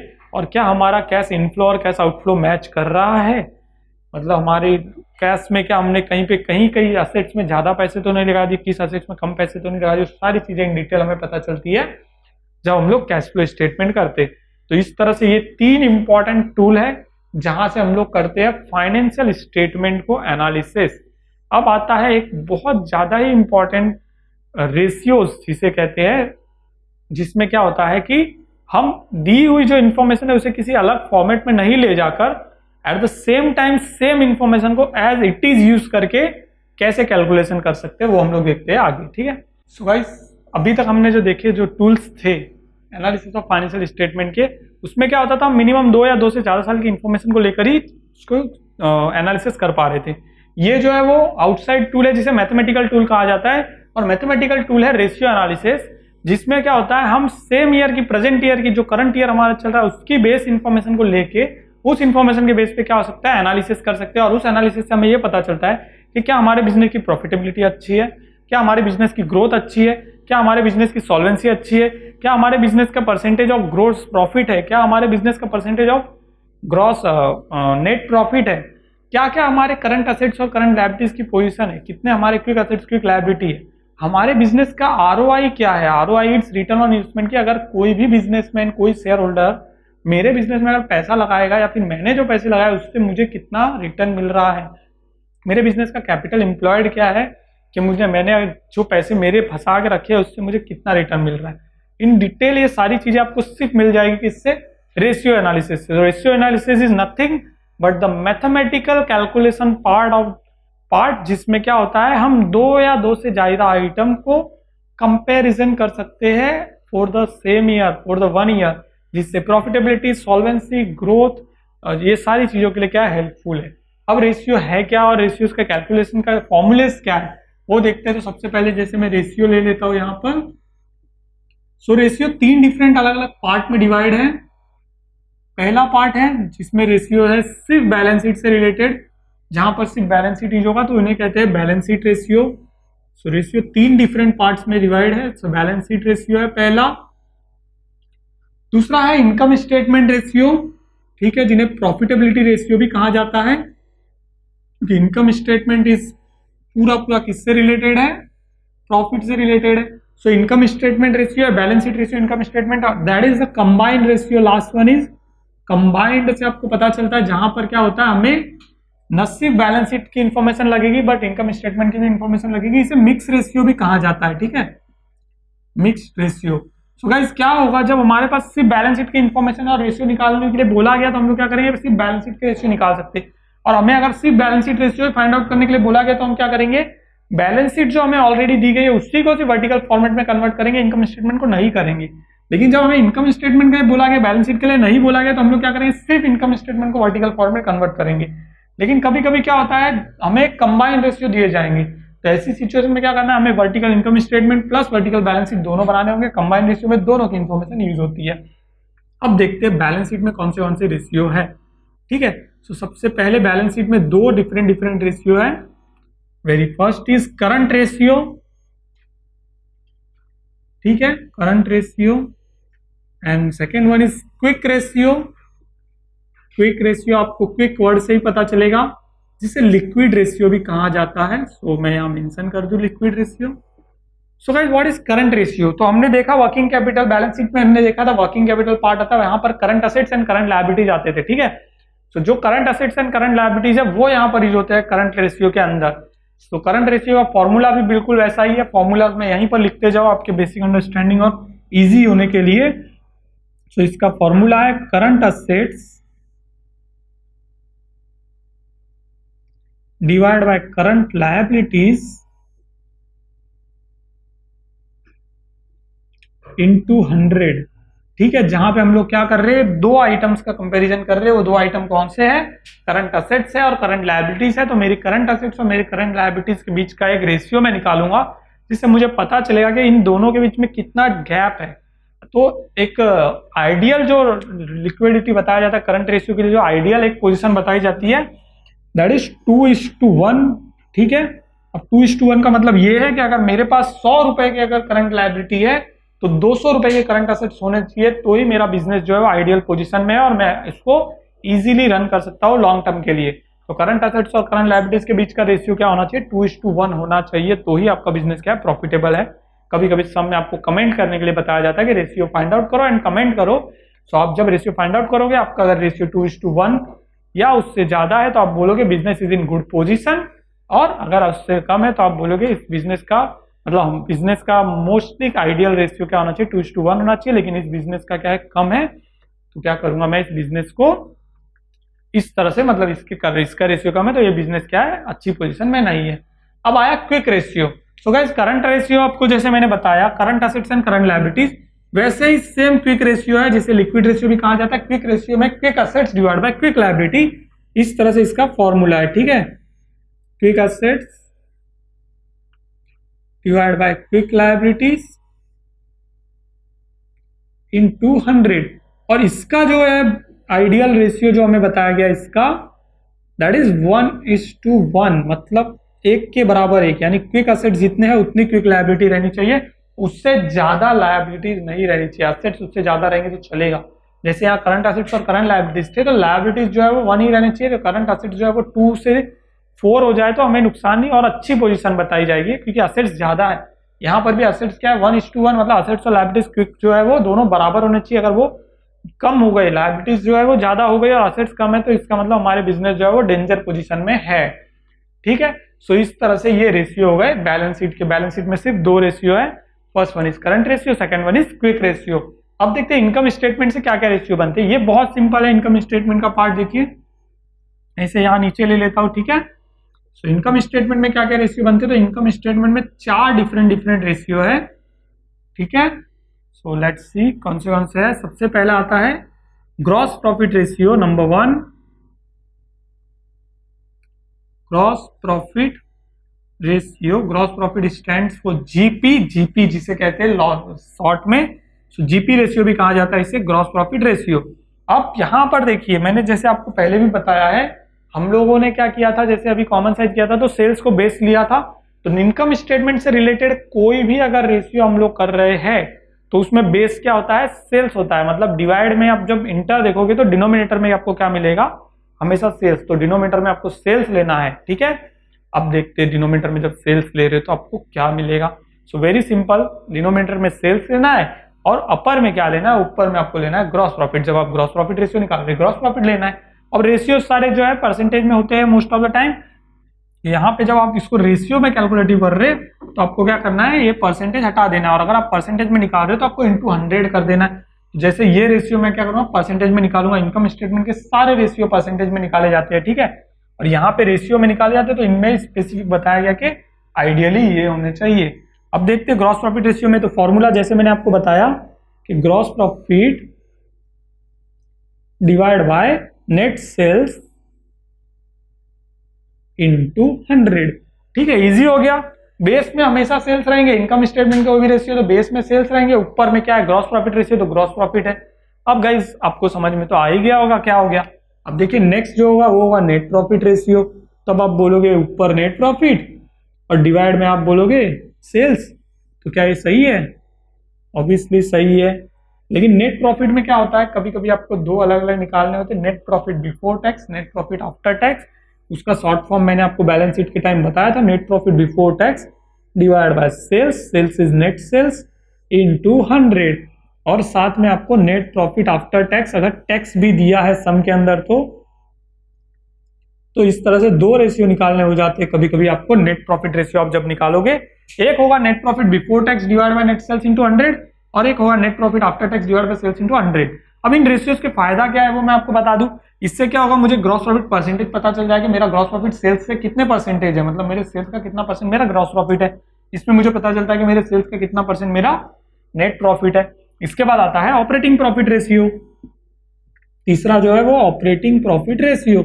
अब आप बोलोगे ऑपरेटिंग प्रॉफिट रेशियो आया है, मतलब operating profit divide by net sales into 100, right. Obviously आप सही बोल रहे हो, operating profit divide by net sales into 100। Operating profit आपको कब मिलता है वो आपको पता है ना, ऑपरेटिंग एक्सपेंसेस माइनस करने के बाद आपको मिल जाता है ऑपरेटिंग प्रॉफिट। ऑपरेटिंग एक्सपेंसेस कौन सी है, administration, selling and finance expenses. वो जब हम लोग वर्टिकल इनकम स्टेटमेंट बनाते हैं तो ऑपरेटिंग प्रॉफिट हमारे पास आता है, उसमें क्या करते हैं हम लोग नेट सेल्स डिवाइड करके इनटू 100 कर लेते हैं, तो हमें मिल जाता है ऑपरेटिंग प्रॉफिट रेशियो। अब हम लोग देखेंगे operating ratio.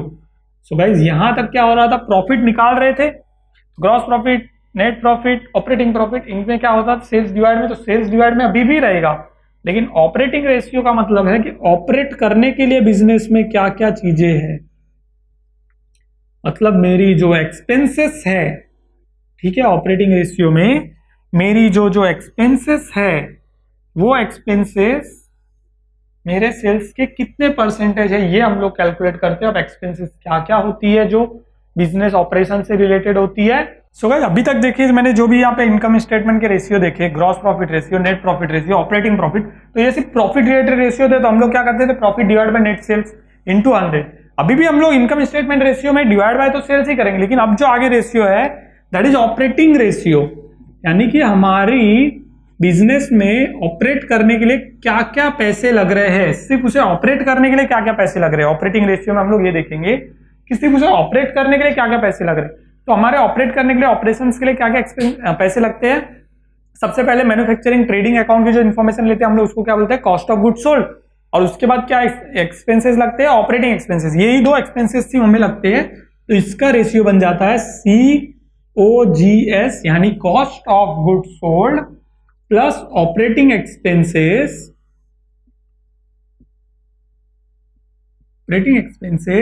Divide by net sales into 100। तो इस रेशियो का मतलब ये हो गया कि मुझे जो भी ऑपरेट करने के लिए, बिजनेस को ऑपरेट करने के लिए खर्चा लग रहा है, दैट एक्सपेंसेस वो सेल्स के कितने परसेंटेज है वो हमें पता चलता है ऑपरेटिंग रेशियो से।